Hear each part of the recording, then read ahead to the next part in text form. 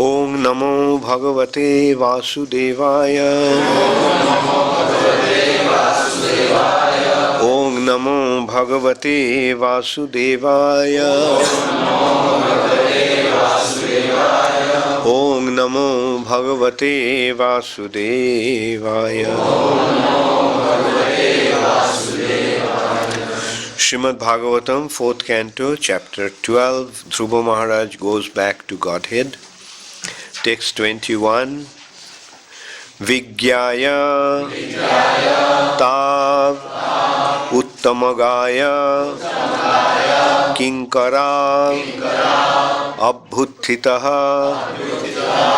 sadhvasa-vismrta-kramah nanama namani grnan madhudvisah parsat-pradhanav iti samhatañjalih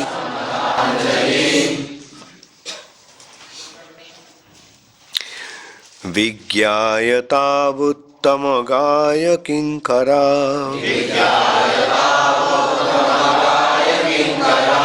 abhyutthitah sadhvasa-vismrta-kramah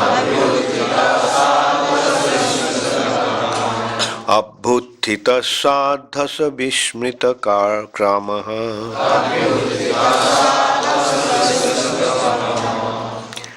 nanama namani grnan madhudvisah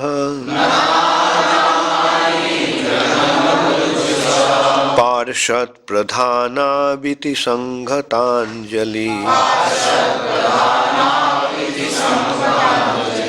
vijñaya tav uttamagaya-kinkarav abhyutthitah sadhvasa-vismrta-kramah nanama namani grnan madhudvisah parsat-pradhanav iti samhatañjalih vijñaya tav uttamagaya-kinkarav abhyutthitah sadhvasa-vismrta-kramah nanama namani grnan madhudvisah parsat-pradhanav iti samhatañjalih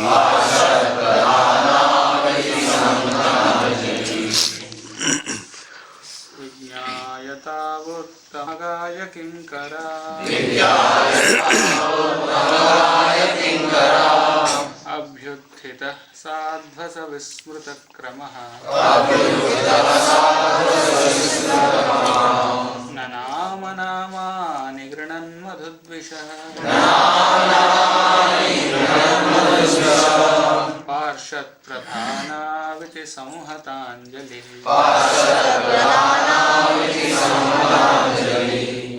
vijñaya tav uttamagaya-kinkarav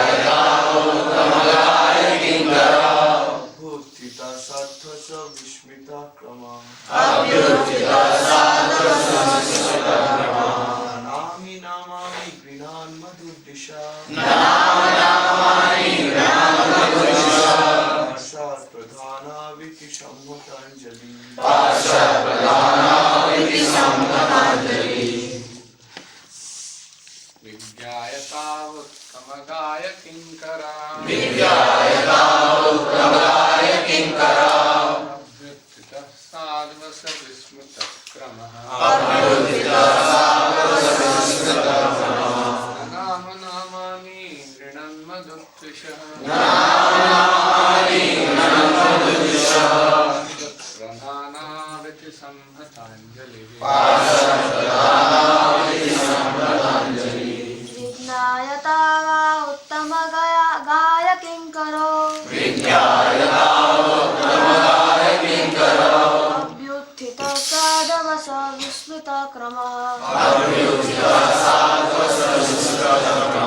nanama namani grnan madhudvisah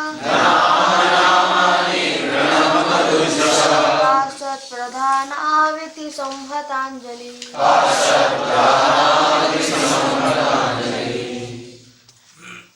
vinatava uttamagaya-kinkarav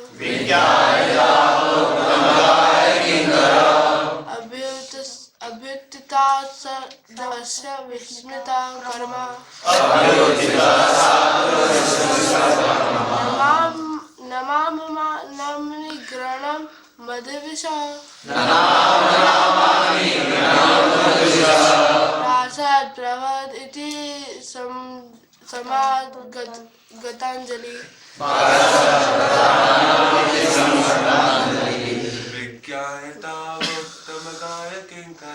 Vijñaya-kinkarav abhyutthitah sadhvasa-vismrta-kramah namani grnan madhudvisah parsat-pradhanav iti samhatañjalih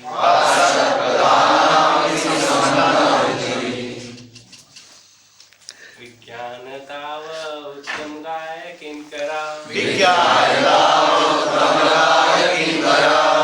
abhyutthitah sadhvasa-vismrta-kramah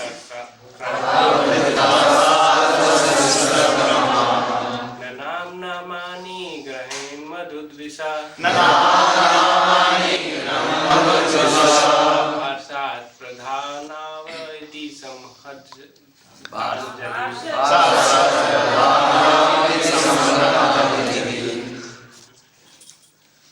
Vijñanatava uttamagaya-kinkarav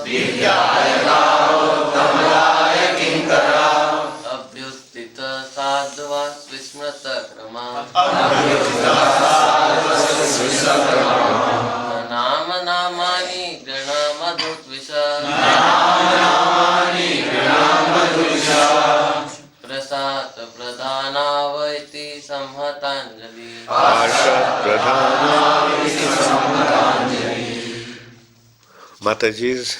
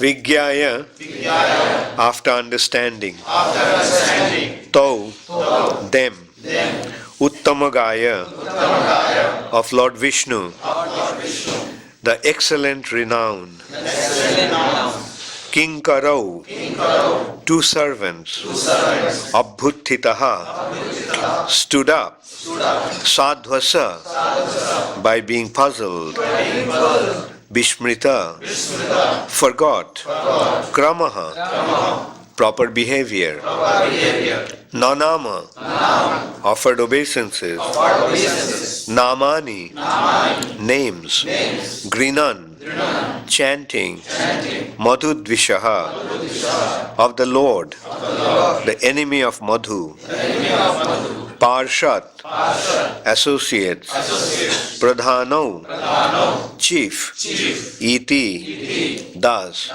samhata, respectfully joined, anjali, with folded hands. Translation by His Divine Grace, Srila Prabhupada. Dhruva Maharaj, seeing that these uncommon personalities were direct servants of the Supreme Personality of Godhead, immediately stood up. But being puzzled in hastiness, he forgot how to receive them in the proper way. Therefore, he simply offered obeisances with folded hands and chanted and glorified the holy names of the Lord. Please repeat after me. Dhruva Maharaj, seeing that these uncommon personalities were direct servants of the Supreme Personality of Godhead, immediately stood up. But being puzzled in hastiness, he forgot how to receive them in the proper way. Therefore, he simply offered obeisances with folded hands and chanted and glorified the holy names of the Lord. Purport by Srila Prabhupada. Chanting of the holy names of the Lord is perfect in every way. When Dhruva Maharaj saw the Visnudutas, the direct associates of the Lord Vishnu, four-handed and nicely decorated, he could understand who they were. But for the time being, he was puzzled. But simply by chanting the holy name of the Lord, the Hare Krishna mantra, he could satisfy the uncommon guests who had all of a sudden arrived before him. The chanting of the holy name of the Lord is perfect, even though one does not know how to please the Lord Vishnu, or his associates. Simply by sincerely chanting the holy name of the Lord, everything becomes perfect. A devotee, therefore, either in danger or in happiness, constantly chants the Hare Krishna mantra. When he is in danger, he is immediately relieved. And when he is in a position to see Lord Vishnu or his associates directly, by chanting this maha-mantra, he can please the Lord. This is the absolute nature of the maha-mantra. Either in danger or in happiness, it can be chanted without limitation. Vijñaya uttamagaya-kinkarav abhyutthitah sadhvasa-vismrta-kramah nanama namani grnan madhudvisah parsat-pradhanav iti samhatañjalih. Dhruva Maharaj, seeing that the uncommon personalities were direct servants of the Supreme Personality of Godhead, he immediately stood up. But being puzzled in hastiness, he forgot how to receive them in the proper way. Therefore, he simply offered obeisances with folded hands and chanted and glorified the holy name of the Lord. So, Visnudutas, Sunanda and Nanda, these are two very intimate associates of the Lord in Vaikuntha, came to take Dhruva Maharaj back to Godhead. This chapter is describing Dhruva Maharaj goes back to Godhead. So when one effectively follows the path of devotional service, then what happens? What is the ultimate aim of devotional service? To go back to the spiritual sky, where we originally came from. Where did we come from? Madhya Pradesh, Bengal, London? Did we come from all these places? Or where did we come from? Our original home is the spiritual sky. Therefore, Prabhupada said, back to Godhead. We go back. We have to go back to where we originally belong to. And this is the ultimate perfection of human life. When one gets a human form of life, it has a very special purpose. The purpose of human life, what is the purpose of human life? is to get a good job and make a lot of money.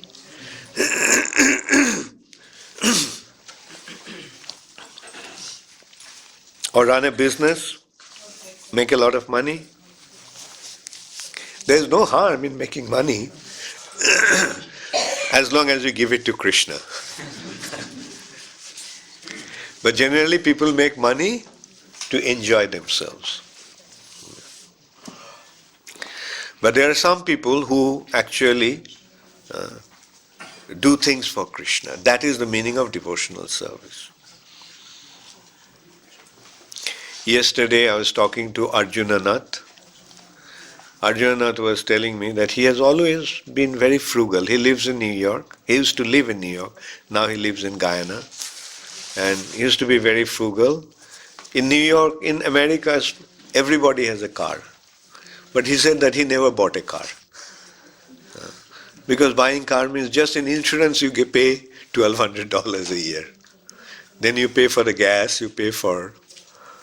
And he was telling that he didn't buy a car and he used to transport by public transport. He used to commute by public transport. There are buses, undergrounds, and he was telling that he would people buy jacket for $100, $150. He used to buy a jacket for $15. He used to buy sneakers for $5 instead of $50. And this way he used to save money. And what did you do with your money, Arjuna? He used to save his money and give it to Krishna. He used to give a lot of donations. I remember first time he came to see me, it was during the Ratha Jatra in New York. He came and he told me, Maharaj, I never knew him. He just came to me and he said, I have something for you. I said, okay, what is that? I never expected what he had to offer. He gave me a bundle of $100 bills. Was it 5,000? Started at 1,000. Okay. So he gave, just first time I'm meeting him, he just came and gave me $1,000. And then he has always been giving to Krishna. He built one ashram for the Gurukul, school building in Mayapur, Gurukul. So there are some people who, whatever they have, they offer to Krishna. And by doing that, what happens? By doing that, they buy the ticket back to God. This is the price one pays. It doesn't matter how much you give. What really matters is how much you keep for yourself. Krishna doesn't see how much you are giving. Krishna sees that, but what Krishna counts is how much you're keeping for yourself. A person who has millions of dollars, if he gives hundreds of thousands of dollars, it is not as much as when somebody who has $5 and gives all this $5 to Krishna. That $5 is more important, more valuable to Krishna than hundreds of millions of dollars. And there are so many such wonderful examples in our country. Actually, there is a very beautiful story in relation to Yudhishthira Maharaj. Yudhishthira Maharaj was performing the Rajasuya Yajna. And when the Yajna was performed, then everybody was praising, oh, this Yajna was so successful. And at that time, all of a sudden, a mongoose, you know the mongoose? The mongoose arrived there. Its half of his body was made of gold, and the other half of his body was like mongoose. And it started to roll on the yajna area. And then it stood up after rolling. He said, no, this is not the best sacrifice. So everyone asked, what happened? Why are you saying that? Then he said that, once I went to a place where there was a famine. There was no food in the whole country. And people are dying of starvation. And at that time I saw one Brahmin. I went to one house. That house belonged to a Brahmana. And that Brahmana, after begging, got some food. They cooked the food. They were about to eat after 6-7 days of starvation. And when that Brahmana was about to take the food with his family, one guest arrived there and he said, I am very, very hungry. So then the Brahmana gave him his share. He said, I am still hungry.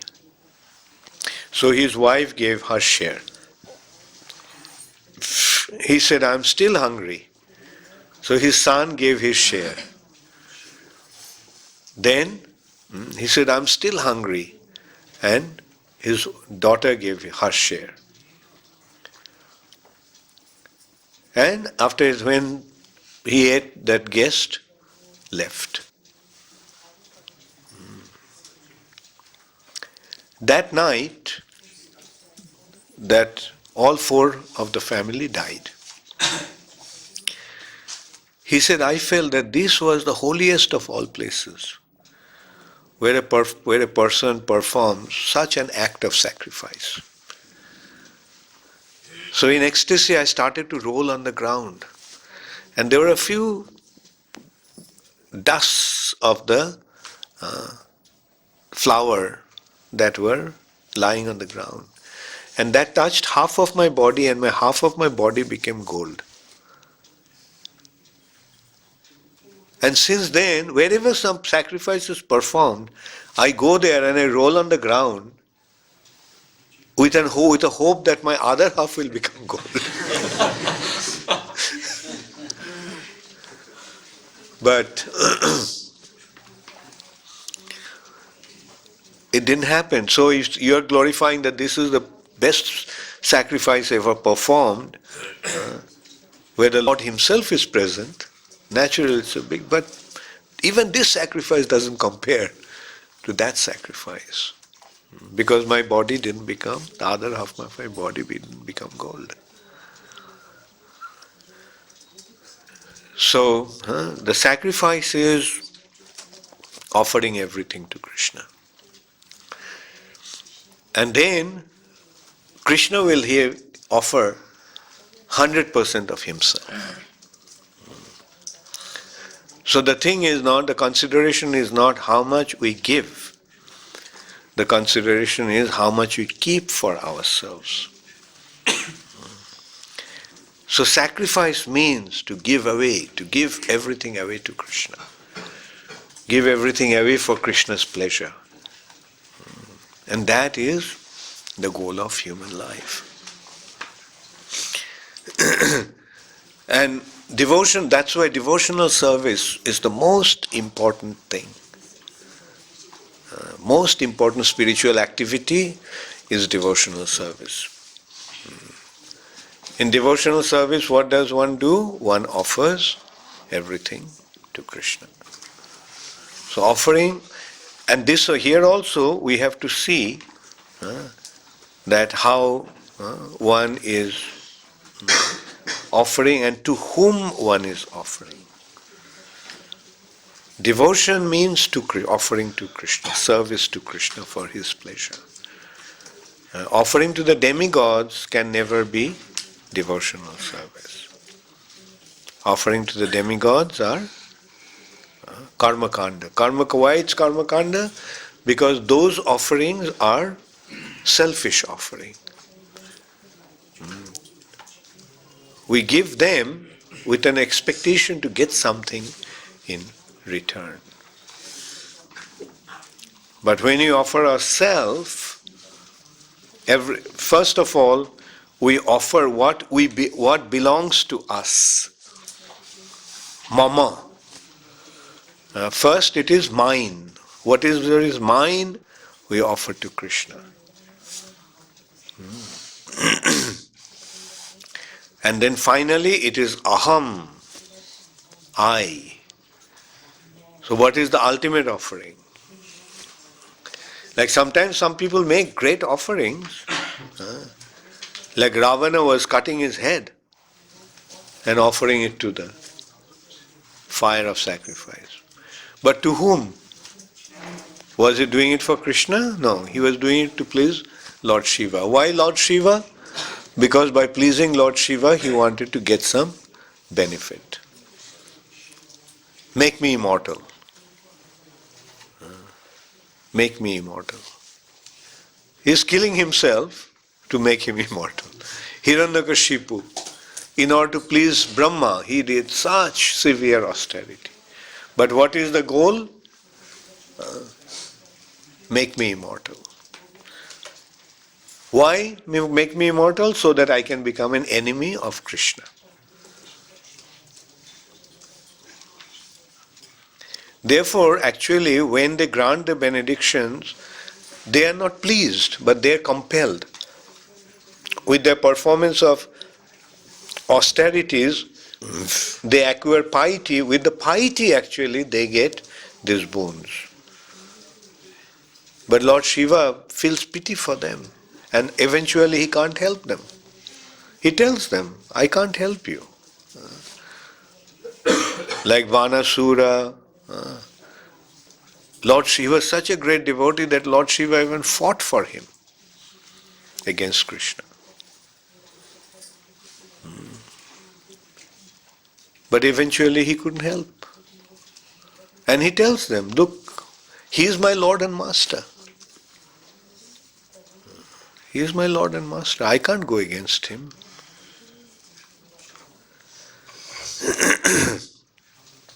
Similarly, Brahma gave the benediction, but with the understanding, okay, I am giving you the benediction that you are asking, but eventually the Lord will come and finish you off.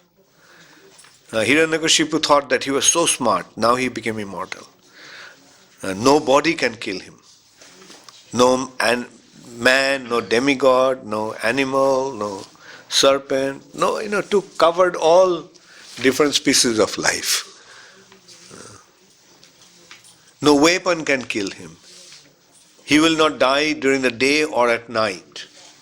Brahma started giving the boons. Yeah, granted, tathastu, tathastu, tathastu. Let it be, let it be, let it be. He covered practically everything. Like Hiranyakashipu, by the benediction of Brahma, he became almost immortal. He couldn't become immortal. Brahma told him, no one in this material nature can be immortal. Even I am not immortal. So how can I give you the boon of being immortal? So Hiranyakashipu started to cover everything. Okay, I will not die during the day or night. I will not die with a weapon. I will not die by any human being, demigod and so forth. I will not die inside the house or outside the house. I will not die either in the space or in the land or in water. Practically all the possibilities are covered. But the Lord has His inconceivable potency and His inconceivable intelligence. Okay, Hiranyakashipu, fine, I am coming. No man, no animal, no demigod, fine. I am half lion, half man. Am I man or animal? No, neither of them. You said that you won't be killed by any weapon? Okay, my nails. Nakham adbhuta shringam. Nail, no weapon, fine. And what kind of nail? Tabo karo kamalo bari. Like your hands, those hands are like soft as lotus. And the nails of that hand can be so tender. You won't be killed during day and night, fine. When it's a conjunction of day and night, whether it's day, neither day nor night. Twilight. Not inside the house, outside the house. Okay, just at the doorstep. Neither inside nor outside. Not on the space, not on the land. Okay, on my lap. Which is neither the space nor the land. So this is how Krishna takes care of the demons. Therefore the intelligent thing is to just surrender to Krishna. Just surrender to Krishna.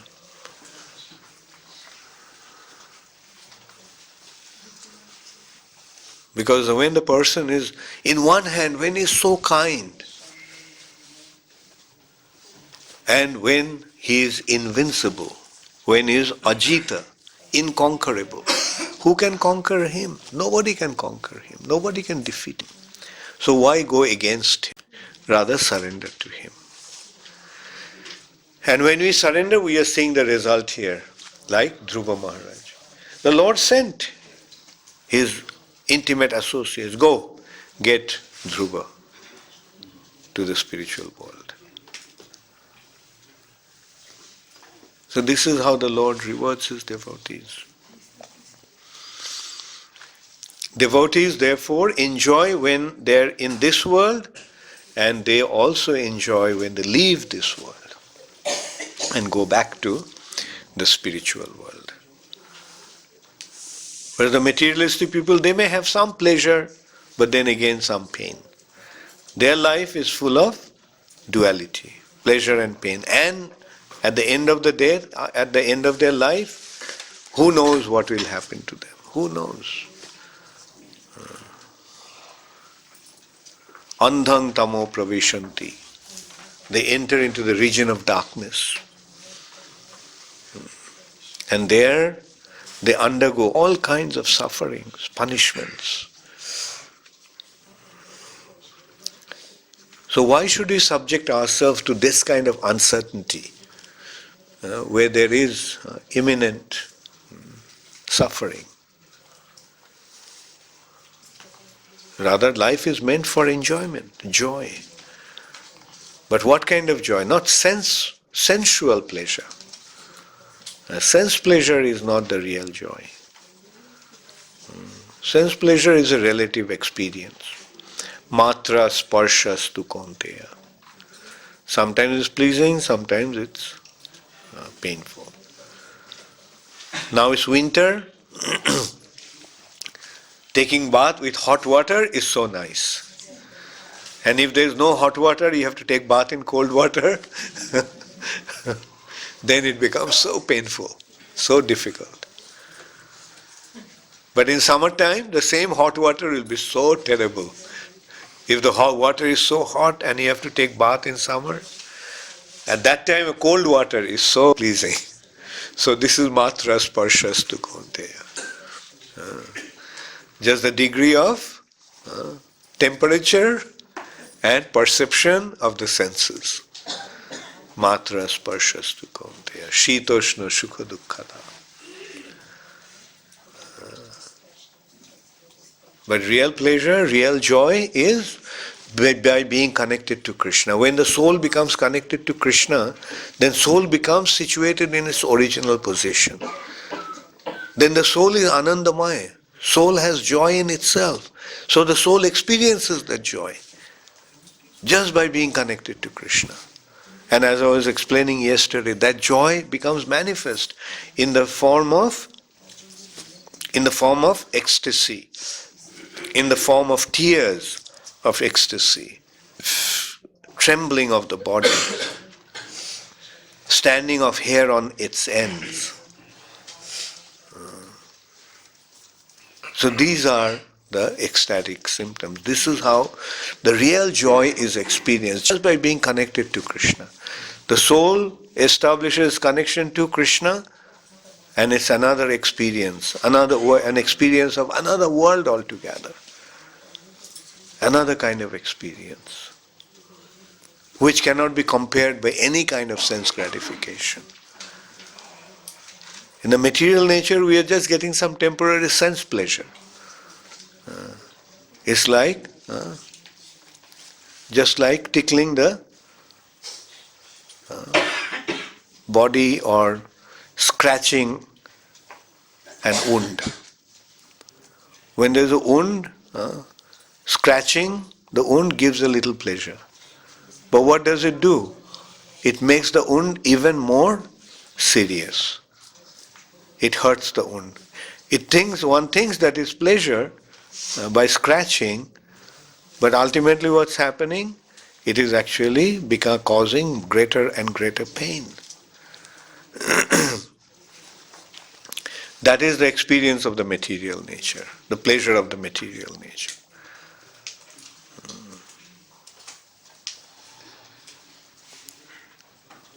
It's called kondayana.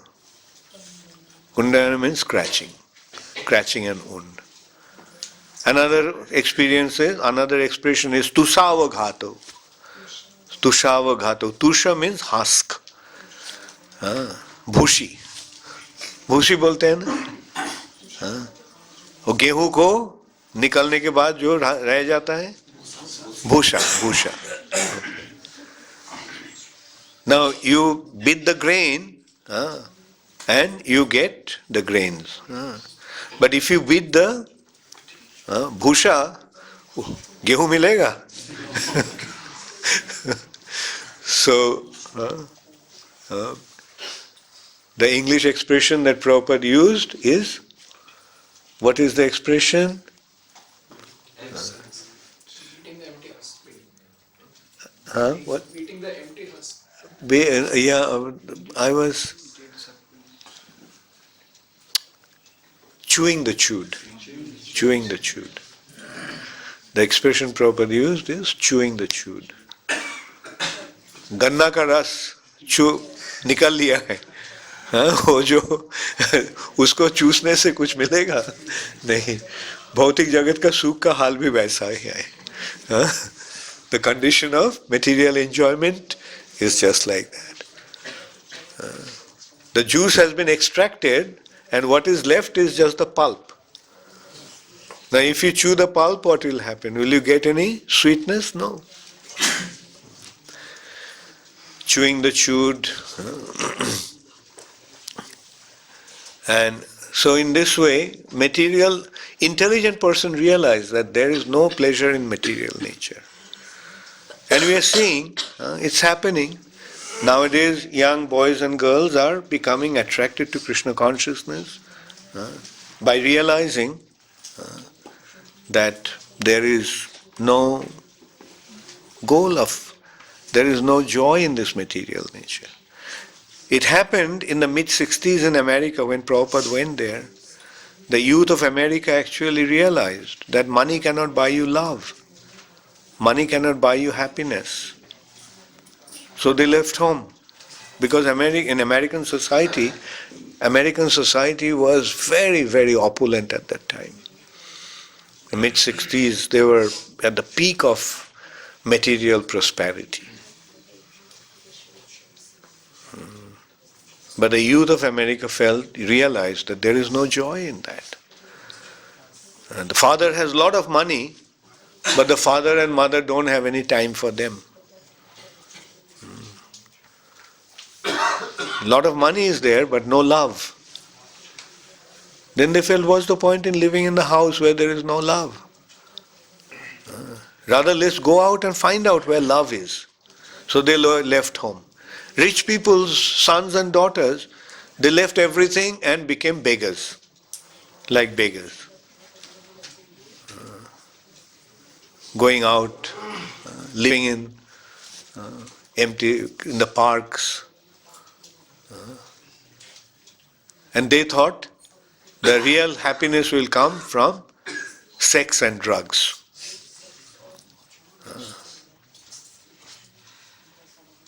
But at that time, they also realized, no, sex and drug also doesn't give us the happiness. Then Prabhupada came. And Prabhupada gave them the secret of real happiness. Chant Hare Krishna and be happy. Prabhupada gave a very simple formula. Chant Hare Krishna and be happy. And they chanted Hare Krishna and became happy. And that's why they offered themselves to Srila Prabhupada.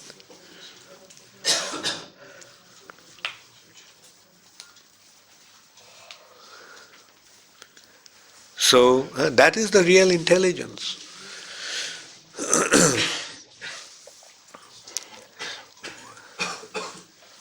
What Americans understood in the mid-60s, the Indian youth are understanding now, after about 50 years.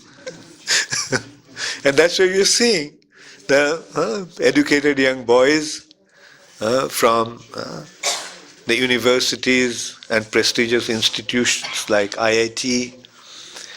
Like in India, what is the goal of the youth? To get admission in IIT or IIM. And now what the IIT and IIM students are doing? What are you all doing? Becoming Hare Krishna. So what does it prove? It proves that the ultimate goal of life is Krishna consciousness. And that's what they're realizing. It's very fortunate. Very good. When Prabhupada was spreading Krishna, when Prabhupada was on this planet, very few Indians joined. Very few. I was one of those fortunate souls. And we used to wonder when the Indian youth will. Because when I joined, I thought all my friends will join. Because I felt that this is the real thing, and I thought my friends will. I thought that my friends were intelligent enough to understand that. But not a single friend of mine joined.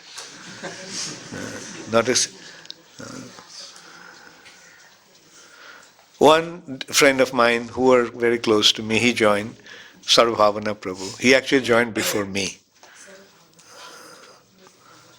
And so this is how, it's a matter of intelligence. Those who are intelligent, they understand.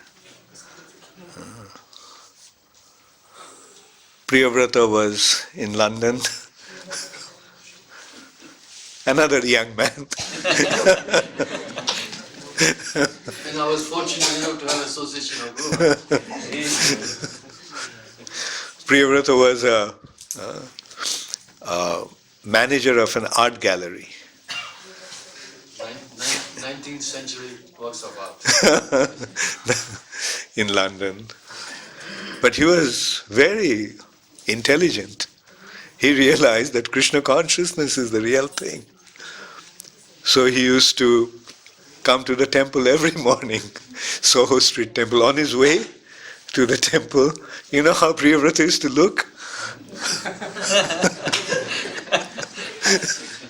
I don't want to embarrass him, but at the same time, I can't keep your curiosity.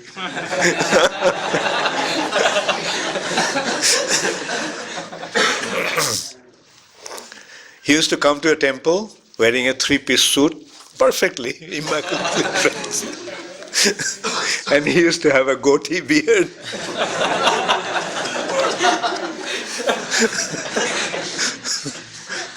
And naturally, he looked much younger. And he used to attend the Bhagavatam class. He used to attend every morning. He used to come before the Bhagavatam class, before the deity greetings. And he attended the class. And after the class, during the prasad, he used to serve prasad to all the devotees. And then he used to take a little prasad and go to work. So one day I told him, why are you wasting your time? I mean, you are convinced about Krishna consciousness. So why are you carrying on? So he had excuses. But one day I told him, look, I need a driver to drive me. Drive me to Italy. And from London we went to Nice, yeah? Somewhere? Yes, first we went to Yeah. First we came to New Mayapur. I came to Paris. Yeah, Paris to New Mayapur, then to South. right. We drove to Italy. That's a long drive. He's a good driver. And he had a red Ford, yeah. Ford Sierra. Yeah, Ford Sierra. And he was driving fast. Sometimes we saw a Ferrari driving. He was faster than a Ferrari. And we waved at the Ferrari car.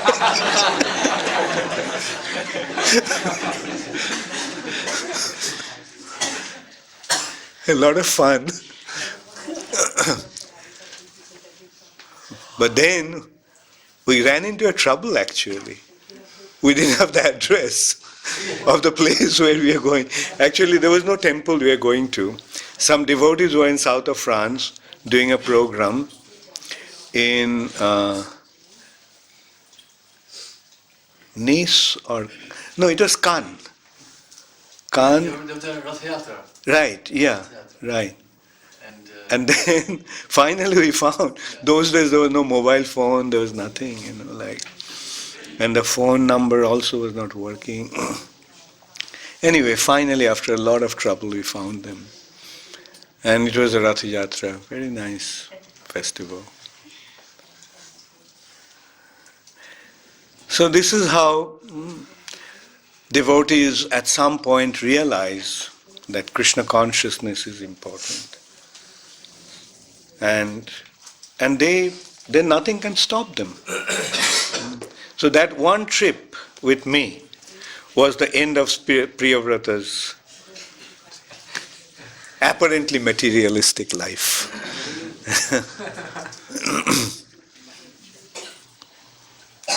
Another boy is here. There are so many boys like that. This Nitin Gupta, his name is Vicky, that's why I have difficulty remembering his other name. I thought Vicky. So, he's the only son, but he wanted to become a devotee, and his father is the whole family is so devastated that he came to ISKCON. His father and mother are also involved, but they never thought that the son will go away like this. I didn't take him.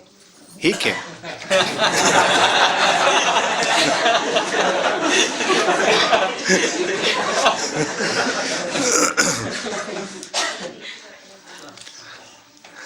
And so anyway, this is how it's Krishna's way of attracting his devotees to his lotus feet.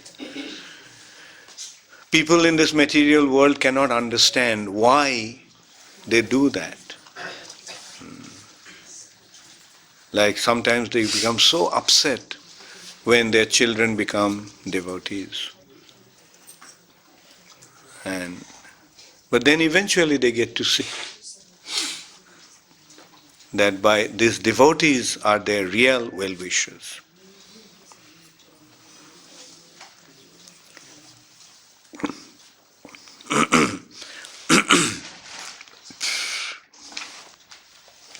Thank you very much. Does anybody have any question? Here the description of these two personalities, Nanda and Sananda. Is there any elaborate description about who they are and what they do? And also... let me see. Bhagavatam has the descriptions. Nanda and Sunanda. they're Lord's associates. Just as Joy and Vijñaya are the gatekeepers, Nanda and Sunandas are Lord's personal associates. Because most of the pastimes that we hear in the Bhagavatam have taken place in the material world, like Lord's activities when he comes to the earth. But we hear very few pastimes in the spiritual world, what Krishna does in Golok, Vrindavan or in Vaikuntha. So why is it so? There are some descriptions, for example, Brihad Bhagavatamrita. Gopkumar, when he goes to Vaikuntha, he sees what the Lord is doing there. Then he goes to Ayodhya, he sees what Ramchandra is doing there. So in this way there are descriptions. Then when the Lord he goes to Vrindavan and he sees what the Lord is doing there, Krishna is doing there. It's like they're here, but not quite like here. There is Kaliya, but Kaliya is not an inimical individual. There is Arishtasura.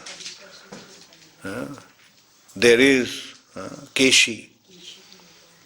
But Krishna goes on a joyride with his friends, riding on the back of Keshi.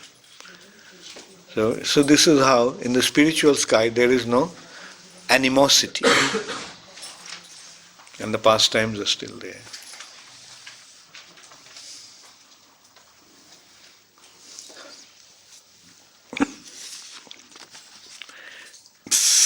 Brajendra Krishna Das. During 1960s and 70s, we see that the youth of America was frustrated and therefore they accepted Krishna consciousness.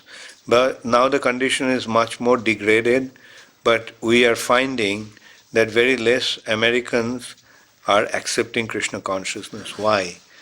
Because they are in Maya. Those days, by Krishna's mercy, the Maya was removed.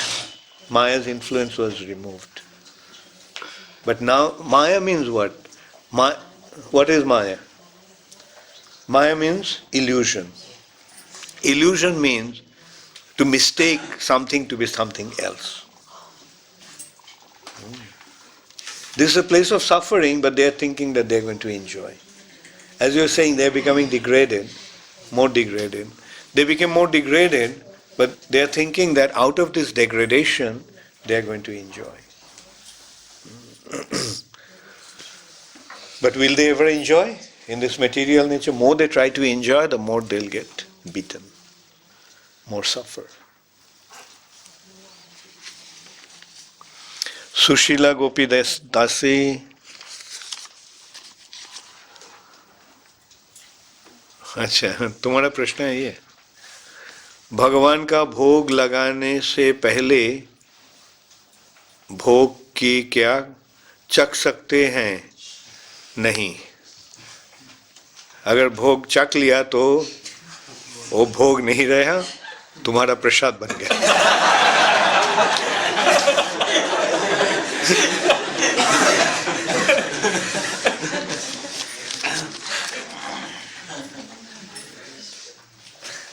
इसका मतलब ये है कि जब खाना पकाते हो बहुत ध्यान लगा के पकाना, ताकि बिना चाखे हुए तुमको पता लगेगा कि ये कैसे पक रहा है, कैसे बना रही हो तुम, नमक डाला या नहीं. और अंत में क्या हुआ, ये तो दोबारा नमक डाल दिया, नहीं तो एकदम बिल्कुल नमक.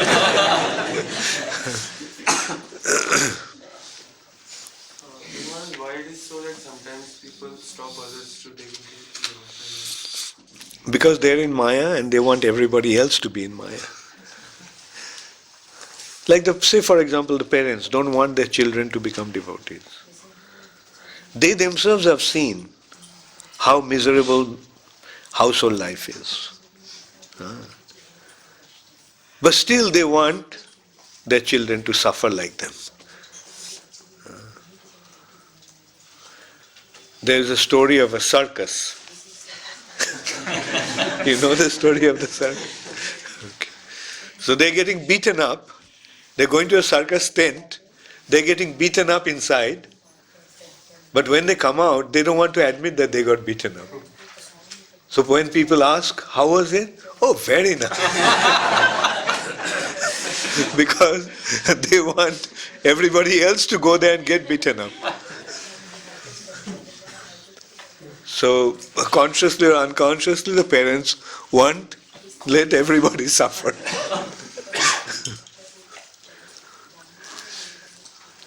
So that is the unfortunate thing. But when personality like Prabhupada comes, what does he say? Says just the opposite. Prabhupada says, for so many lifetimes you are trying to enjoy and you can see that you are still not satisfied. So just offer this life to Krishna and see what happens.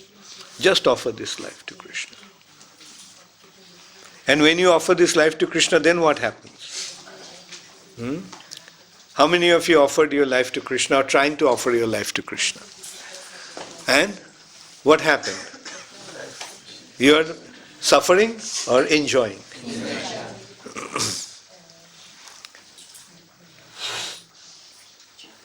So, that is their, it's not that they do it deliberately, but they don't know anything better. They think this is life.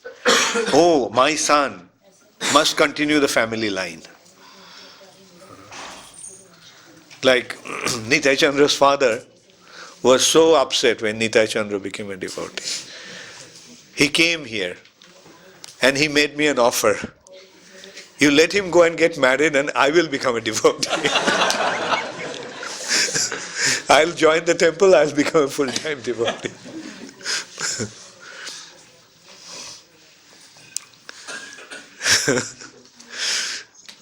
Thank you very much. Hare Krishna. Yes. We should offer everything to Krishna. Even you said that we should study for Krishna. Yeah. Like when we go for studies, we don't feel that we are doing for Krishna. Like we feel that we are doing it for getting grades and how to relate it. Fine, but at least at the back of your mind you can think that you are doing it for Krishna. Right? You may not always remember that you are doing it for Krishna, but from time to time you consider how you are doing it for Krishna, why you are doing it for Krishna. Right?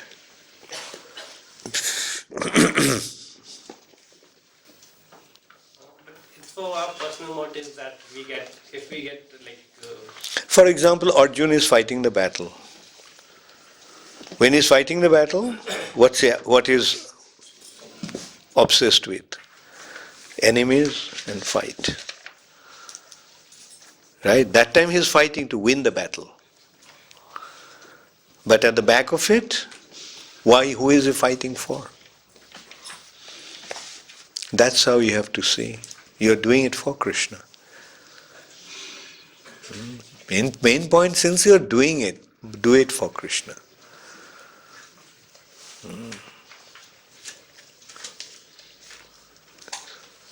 Like 1 or 2 more years, get the degree. Since you're doing it, since you've come this far, might as well complete it. Alright? 2-3 years.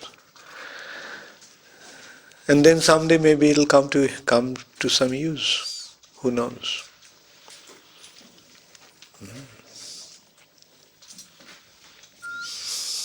Hare Krishna. Jai Srila Prabhupada. Yes? Maharaj, it is very difficult to balance work life and spiritual life when you are doing job and continuous 20-40 hours at the same time, 4-5 hours. So it's very difficult to maintain our consciousness in the work life. Fine, then work for Krishna. What do you think of that idea? Will it be... What is better? What is a better option? Work for somebody who is giving you some money at the end of the month? Or work for somebody who is giving you everything that you need? So who is giving you everything that you need? So why not work for Krishna?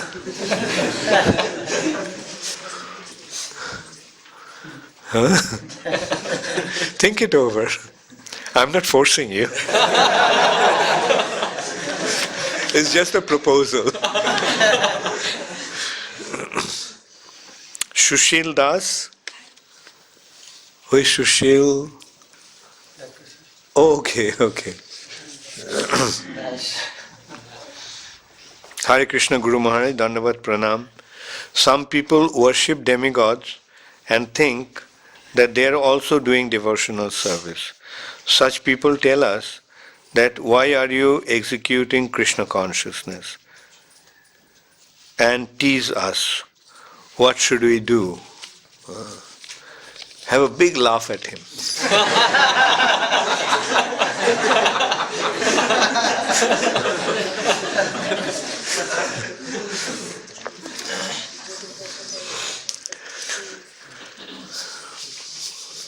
You can ask them,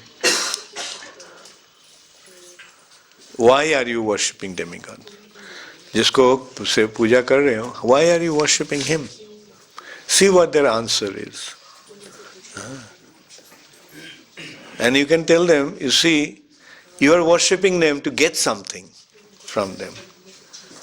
But I am worshipping Krishna for what he already given to me. Because he has given everything. I don't need anything. He has taken phalang teshang tad bhavat talpa medhasham. Because their first thing is alpa medhasam. They're less intelligent. And what they get, what they aspire for, what they try, what they want is perishable, antavattu. It'll come to an end. But the devotion to Krishna will take us back to the spiritual sky.